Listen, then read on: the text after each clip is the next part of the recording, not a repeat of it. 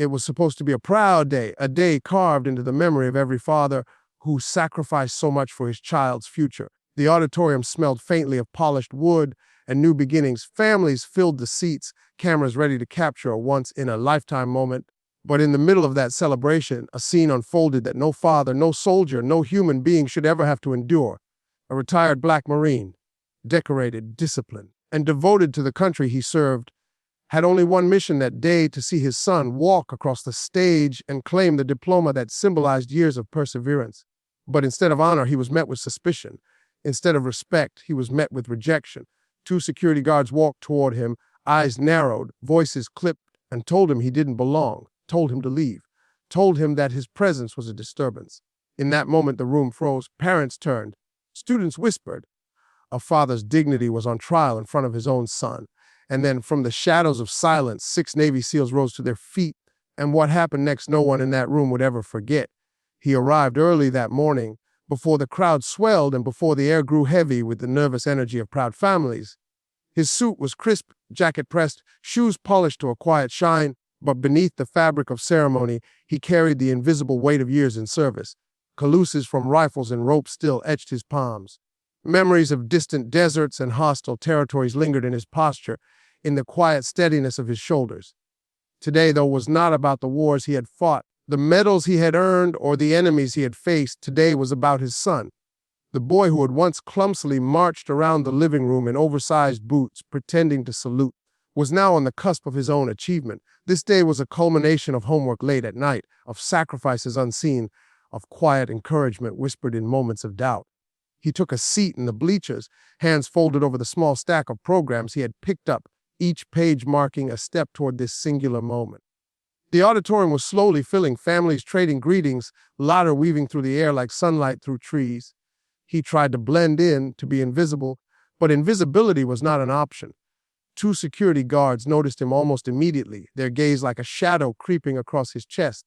He didn't move, didn't react, only looked up when they came toward him, eyes steady, carrying a quiet authority that had been honed over decades of discipline and command. Their footsteps echoed differently, heavier than the casual shuffle of the audience, sharper, insistent. They didn't ask his name. They didn't ask to see his ticket. They only told him he needed to leave. He blinked, surprised, almost disoriented, as if the words themselves had no weight. But the tone carried more than weight. It carried accusation, suspicion, a suggestion that his presence was not welcome, that his right to sit here to witness his own child's moment was conditional, fragile, and expendable. Around him, the auditorium's air thickened. Families shifted uneasily. Whispers began, not loud enough to fill the space, but enough to make him feel the gaze of strangers like 1,000 small fingers pressing into his back. He reached into his pocket and felt the ticket. It matched the row, the seat, the program. Logic, however, mattered little here. His identity was being questioned, not his documentation. The men before him were speaking a language he had encountered too many times in other forms. Dismissal, doubt, erasure. His heart ached, not for himself, but for his son, for the innocence of this moment that had been clouded before it even began. Memories of his own father flickered, silent pride and stern lessons. And he straightened his back further, unwilling to bow to a prejudice that had no claim over him. Every instinct he had trained for decades screamed for confrontation, but he tempered it with restraint. He was a father first, a veteran second, a man refusing to be unraveled by the narrow vision of others. He kept his voice calm. He asked why, calmly, quietly, with the weight of expectation that his reason would matter, that decency would prevail. But the words hung in the air unheeded, swallowed by the rigidity of authority that saw him not as a parent, not as a hero, not as a human being, but as an inconvenience, a disruption, a problem that needed removal. And in that pause, he realized that some battles are not fought with weapons, but with patience, with endurance, with the courage to remain in a space where you are denied belonging. He felt a tightening in his chest, but refused to let it show. His hands remained folded on his lap, fingers brushing the edge of the program, the paper crisp beneath his touch, a fragile reminder that this was meant to be a day of pride. He looked up at the guards, their faces hardened, eyes scanning him as if he were an intruder in a place that should have welcomed him. Why? He asked, voice steady, carrying a calm he did not feel. Why are you asking me to leave? The words seemed simple, ordinary, but in that moment they carried the weight of every injustice he had ever witnessed. Every time respect had been withheld because of the color of his skin, One of the guards gestured vaguely toward the aisle, his tone clipped, as if a casual dismissal could erase decades of service. "You're in the wrong section. This is reserved. You don't belong here." He pulled the ticket from his pocket, unfolded it carefully, and held it between them, proof of the seat assigned, proof of the space he had earned, proof that the world still tried to measure worth by inked paper rather than character and sacrifice. But the guards barely glanced. Their focus was not on the facts, it was on him. His skin, his presence, the quiet assertion that he had a right to exist there. The auditorium seemed to shrink around him. Conversations dimmed to whispers. Children turned their heads toward their parents, sensing a tension that did not belong on a day meant for celebration. His son, backstage, rehearsing the proud smile he would flash when called, had no idea his father's dignity was being tested in real time, moments before the spotlight hit him. The Marine's mind raced with memories he hadn't wanted to summon today. Memories of times he had worn the uniform with honor, fought with discipline, faced dangers no civilian could comprehend. He had carried the flag into foreign lands, defended ideals that promised equality, yet here, in a hall filled with hope and achievement, he was being judged for the same reason he had been in those distant lands, the color of his skin. His jaw tightened. He reminded himself of the oath he had taken, the patience he had owned, the restraint he had cultivated. He was not here to escalate. He was here to witness a milestone. He was here for his son. He straightened his back, shoulders squared, eyes unwavering, and said, "I served this country so my son could stand on that stage. I am not leaving." His words cut through the murmurs of the auditorium, sharp yet measured. Families shifted in their seats, sensing the shift in energy, the confrontation that was not loud, but monumental in its implications. Some stared, unsure, hesitant to intervene. Some whispered, too timid or too comfortable to step forward. The Marine's voice carried a weight no badge could confer, lived experience, moral authority, the unshakable conviction that no one has the right to erase a parent from his child's achievement. He remained seated, calm but resolute, refusing to be moved, refusing to shrink. Every second stretched like an eternity as the guards processed that he would not comply. Around him, the audience began to feel the tension, the injustice, the audacity of being singled out. And in that space, a silent question lingered, unspoken but heavy. When courage meets prejudice, what stands taller? The guards' voices grew sharper, their words no longer tinged with casual authority, but edged with command. "Get up." Now one of them barked, the syllables cutting through the quiet hum of the auditorium like a knife. The Marine's pulse quickened not with fear, but with the deep, instinctual awareness that he was being cornered, tested, challenged in a space that should have been sacred to celebration. He had faced storms overseas where bullets sliced the air and chaos ruled the ground. But this was a battlefield of a different sort, one governed by prejudice rather than strategy, by assumption rather than threat. The uniform he had worn with pride, the medals he had earned, the sacrifices he had made, all of it seemed invisible in the face of this arbitrary judgment. He kept his eyes steady, scanning the faces around him. Some whispered, some stared, some shifted uncomfortably, unwilling or unsure how to intervene. The auditorium felt suffocating, every laugh and cheer from other families a distant echo that made the tension tighten around him like a vice.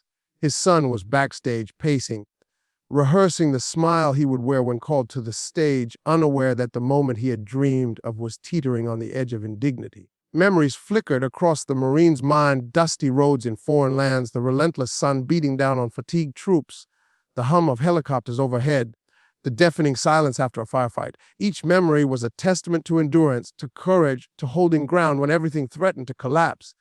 And yet here he was, facing a test of resolve in a place meant for pride and joy, facing the raw sting of racism wrapped in the guise of authority.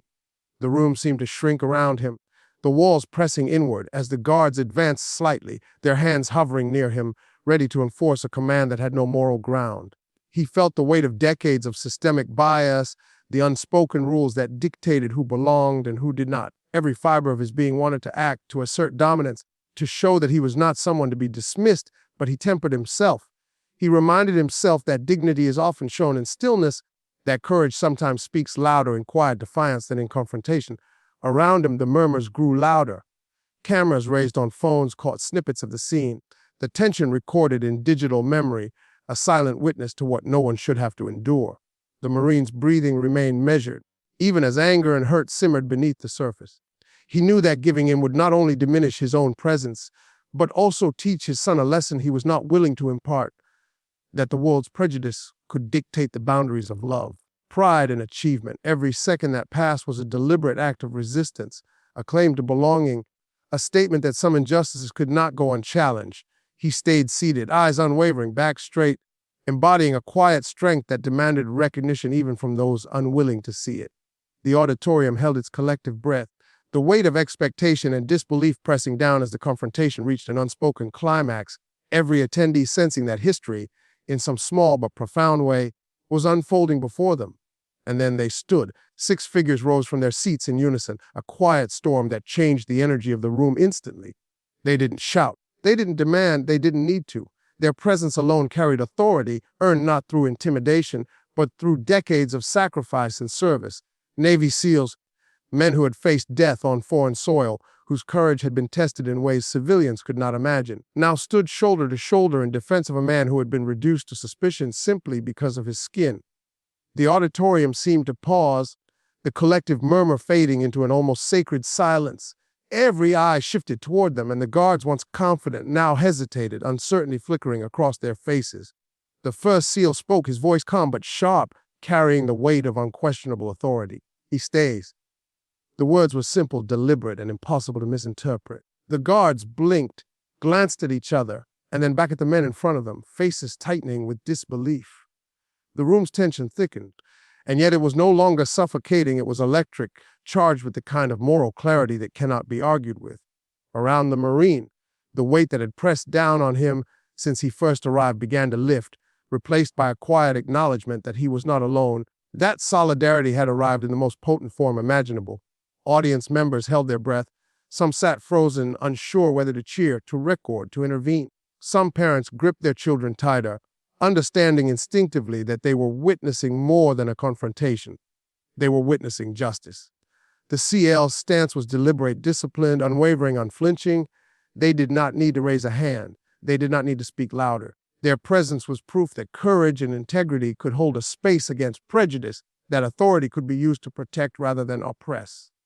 The guards' earlier commands, once sharp and commanding, now felt hollow, ineffective, almost ridiculous against the quiet power of principle standing firm.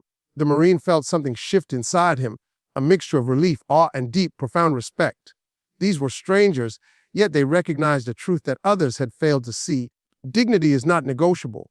Respect is not conditional. Service and sacrifice command recognition, and the attempts to erase him had been met with a force that no badge, no arbitrary rule, no prejudice could override. His son, backstage, waited unaware of the silent battle that had just tilted in favor of justice. The energy in the room began to change subtly. Whispers became murmurs of approval.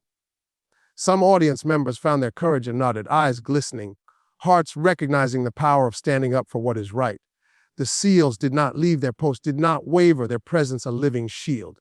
They communicated without words, a unity forged in training, in hardship, in shared understanding of what it means to defend. And in that moment, the auditorium understood something fundamental: in justice, no matter how embedded, can be confronted by those willing to act, and courage, when it appears, changes everything. At that exact moment, his son stepped onto the stage. The young man's chest rose and fell with a mixture of nerves and pride, the culmination of years of dedication, late nights, and relentless effort that had finally brought him to this day. His eyes scanned the audience, searching for the familiar face he had grown up admiring, the figure who had taught him discipline, honor, and the quiet strength that runs deeper than any medal or accolade. And then he saw him, his father, still seated, still composed, surrounded not by tension but by unwavering solidarity. In that instant, the son's smile broadened, a mixture of joy and awe, realizing that the man who had always been his anchor had not only survived a battle overseas but had just endured another, one fought in the hearts and minds of those who refused to see him as deserving. The Marine's chest swelled, but it wasn't with self-congratulation.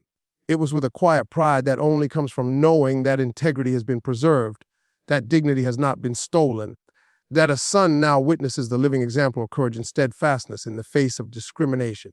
Applause erupted around them, first polite, then swelling into genuine admiration, not just for a young man receiving a diploma, but for the unspoken truth that justice had been claimed, if only for a moment, within those walls. Cameras clicked, capturing the moment, but the essence of it, the resilience, the courage, the quiet power of standing firm, was something no photograph could fully hold. Parents and students alike sensed the weight of the moment. Some whispered to each other, their voices trembling with recognition that what had just occurred was far larger than a graduation ceremony. Others wiped eyes, understanding instinctively that they had witnessed a profound lesson that sometimes the battles worth fighting are not overseas, not in distant lands, but right here, where silence and prejudice attempt to claim dominance. The Marine's posture remained straight, eyes focused on his son, hands resting calmly on his knees, embodying a strength that required no words, no theatrics, only presence.